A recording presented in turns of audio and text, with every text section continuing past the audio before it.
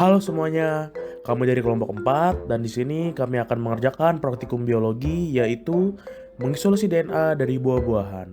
Namun sebelum itu, izinkan kami memperkenalkan anggota kelompok kami yang terdiri dari Emanuela Vanianahan, Sandra Wolansari Kencana Toweh, Hana Devina Gracia, Nazwa Naharul Uhra, Gabriel Wanabakti Panatau, Isna Maulidia. Baik, tanpa basa-basi, mari kita masuki ke bagian selanjutnya. Baik, nama saya Emanuela Vanianahan dan di sini saya akan menjelaskan sedikit tentang mengisolasi DNA dari buah-buahan.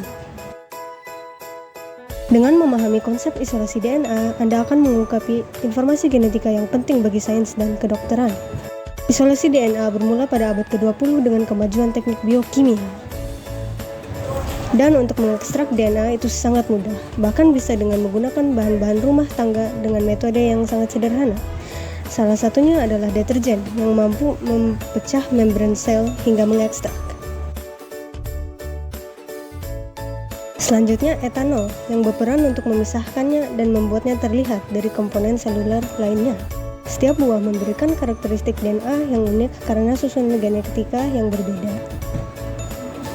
Masa depan isolasi DNA itu mencakup kemajuan teknologi yang menyederhanakan proses kompleks untuk tujuan pendidikan. Secara singkat, dapat dijelaskan bahwa mengisolasi DNA hanya melibatkan pencampuran, penyaringan, penggunaan deterjen, dan etanol. Baik, kita masuk ke alat dan bahan yang diperlukan untuk praktikum ini. Untuk bahannya, kita menggunakan buah belimbing, pepaya, dan alpukat. Selanjutnya ada Aquades, deterjen, NaCl, dan etanol absolut dingin. Selanjutnya adalah alat. Alat yang kita gunakan adalah pisau, blender, neraca, saringan, kain penyaring, kertas saring, gelas beker, sendok teh, spatula, pengaduk, gelas ukur, tabung reaksi, dan yang terakhir adalah pipet tetes. Kita memasuki ke dalam prosedur praktikum. Pertama, kita membersihkan buah belimbing dengan Aquades. Kemudian mengupas kulitnya dan menimbangnya seberat 250 gram. Hal ini dilakukan serupa dengan buah alpukat dan buah pepaya. Kedua, setelah itu kita memotong buah belimbing, buah pepaya, dan buah alpukat menjadi beberapa bagian, sehingga mudah untuk dilumatkan pada blender. Ketiga, kita memasukkan satu jenis buah, yaitu potongan buah belimbing ke dalam blender, dan memasukkan Aquades sebanyak 250 ml. Setelah itu, kita melumatkannya selama 1 menit. Hal ini dilakukan pula pada buah pepaya dan buah alpukat. Keempat, setelah di blender, kita akan menyaring jus dari buah belimbing sebanyak 3 kali menggunakan penyaring biasa. Kita menempatkan hasil saringan ke dalam wadah plastik yang telah disediakan. Hal ini dilakukan serupa pada buah pepaya dan alpukat. Kelima, setelah jus dari ketiga buah tersebut telah disaring, kita akan memasukkan hasil saringan atau kita sebut sebagai alikot ke tabung reaksi sebanyak 2 ml.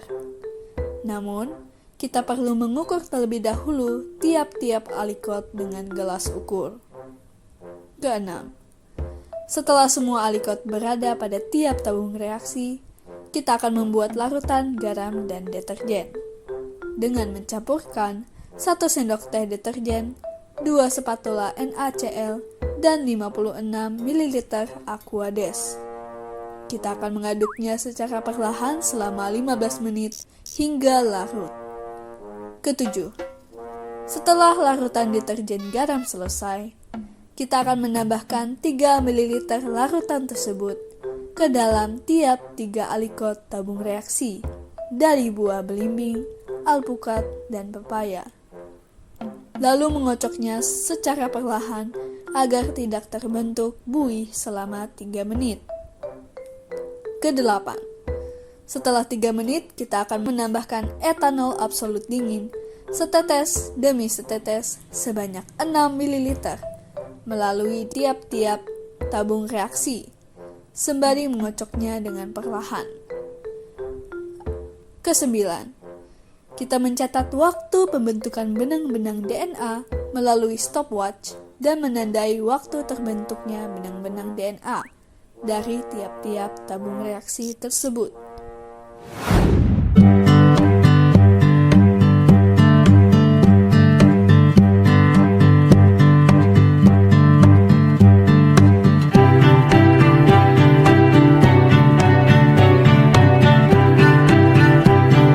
Dalam praktikum mengisolasi DNA buah belimbing, alpukat, dan pepaya yang terisolasi, yaitu alikot yang telah dicampurkan etanol beserta larutan deterjen garam, kami mendapati struktur heliks ganda yang khas, terdiri dari dua untai polinukleotida yang saling beriktin dengan susunan basa nitrogen, adenin, timin, sitosin, dan guanin.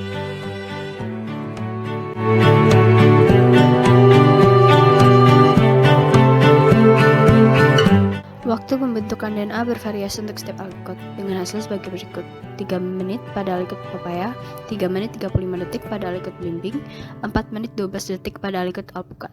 Nah, perbedaan waktu pembentukan DNA di setiap alikot disebabkan oleh variasi dalam metabolisme sel dan laju pembelahan sel di antara pepaya, belimbing, dan alpukat. Selain itu, faktor lingkungan dan jenis buah juga berperan dalam memengaruhi waktu sintesis DNA.